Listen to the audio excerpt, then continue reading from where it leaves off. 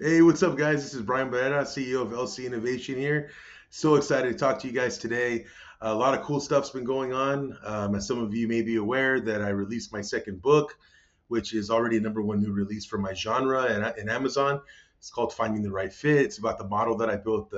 It's introducing the five-tool employee framework, an AI assisted tool for HR leaders, executives, CEOs. The whole point of the tool is to help you in hiring employees and evaluating employees and promoting employees into leadership positions. And also, too, I didn't tell you guys everything about my book when I released the 6 videos last week on my YouTube channel, but a lot of it's designed for catching toxic leaders as well. Been through a lot in my career. I've seen a lot of crazy things. But one of the main things that I want to go after, besides hiring and promoting the right people, is going after these toxic leaders. There's this author that I admire, Art Padilla and Hogan and some other people that he writes with. But Art Padilla wrote a book called Leadership, and it talks about followers and environments and leaders and toxicity in the workplace. And then he wrote an article about the toxic triangle that he built with Hogan. But has been such a motivator for me. And there's a cool little excerpt that I have at the end of the book where I introduce like a framework, a model, a grid, or a scale, whatever you want to call it, to determine toxicity in the workplace and to measure it.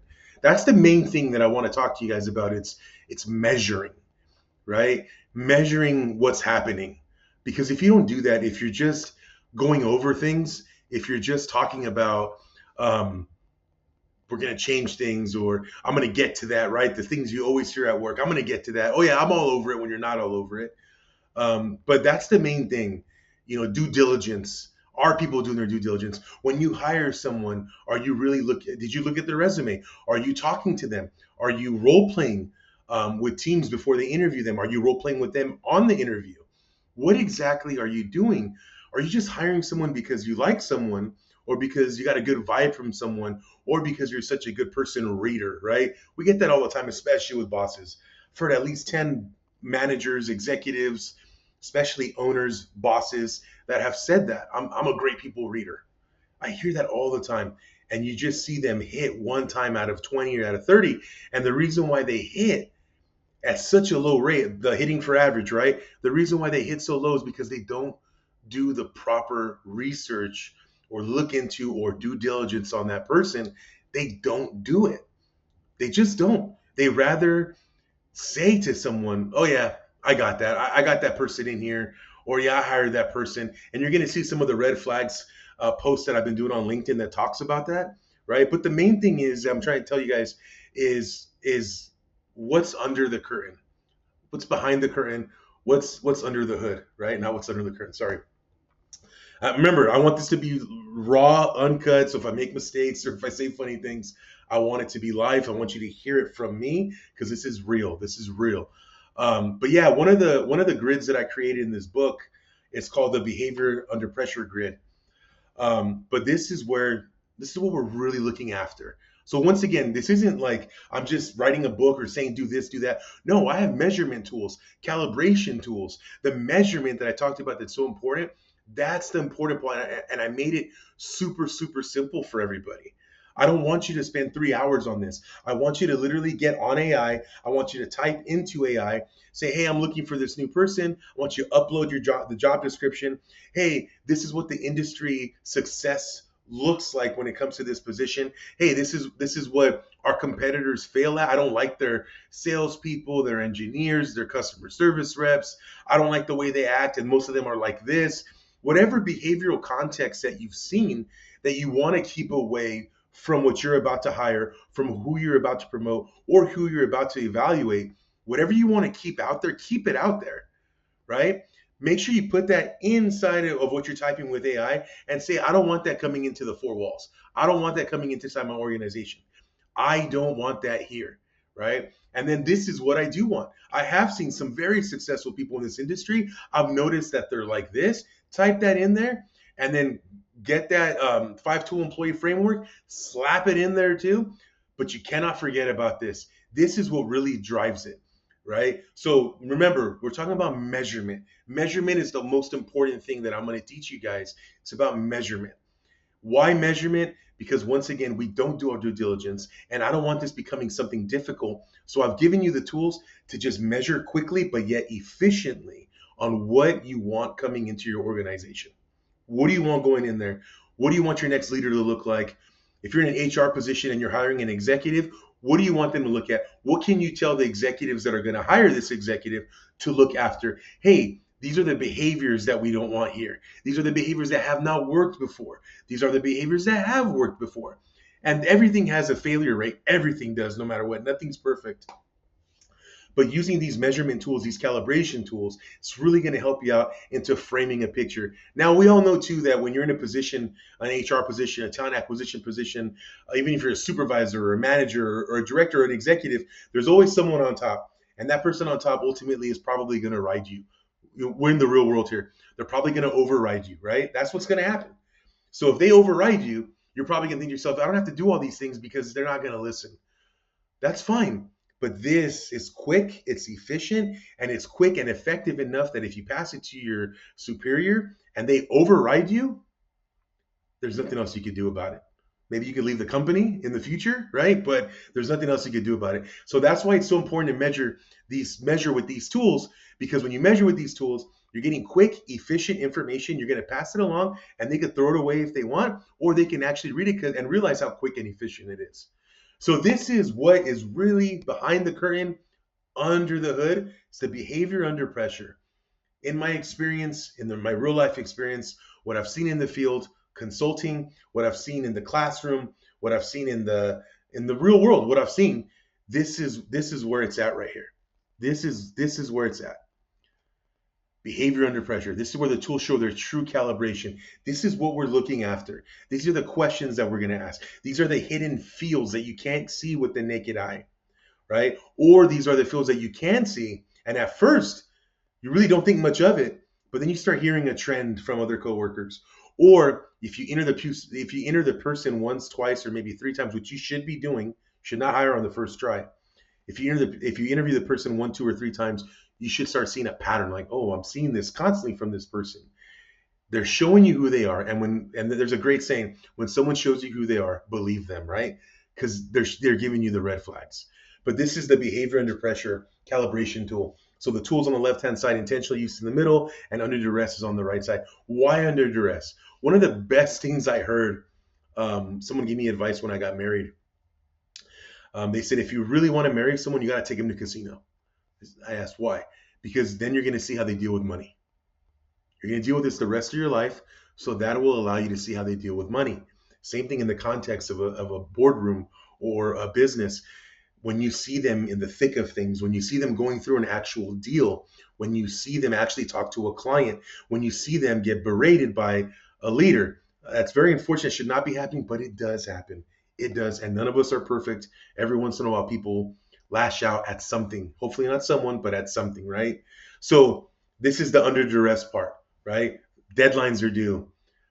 You send over a quote. The customer wants you to lower the price like they always do. Under duress. So here we go. Power, speed, fielding, hitting for average, arm strength. In the other 6 videos that I posted, you already saw what was happening. You already saw what each segment is. Power, speed, you saw what it is. I explained it in 6 super long videos, which have gotten a lot of interaction on YouTube. Thank you so much, guys, for checking it out. But you already know that. And if you don't know that, I could tell you, but I'm not going to. Go watch those videos, understand each tool, so you can practice each tool. But this is what's under the hood, right? So power, speed, fielding, hitting for average, and arm strength. The intentional use, right, is drives results and owns outcome. That's what we want out of power. We want you to drive results and own outcomes. We want you to own it. We do. That's what a leader does. They own it. They don't throw their teammates under the bus. They don't say, hey, I landed that huge job. They don't say that. Our team landed that job. Yeah, our team did that. There was a great post that I saw on LinkedIn recently that a real leader says we landed it, and then when they get recognition, they turn their back or something like that. It was a great post that I saw. But yeah, drives results, owns outcomes, right? The under duress, the bad side about it, overreaches and avoids feedback. How many leaders have we worked with that hate feedback? How many leaders have we worked with that come in and say something, or they want something done, the feedback happens, they ignore it and just keep going. They ignore it or they just walk away. That's what happens.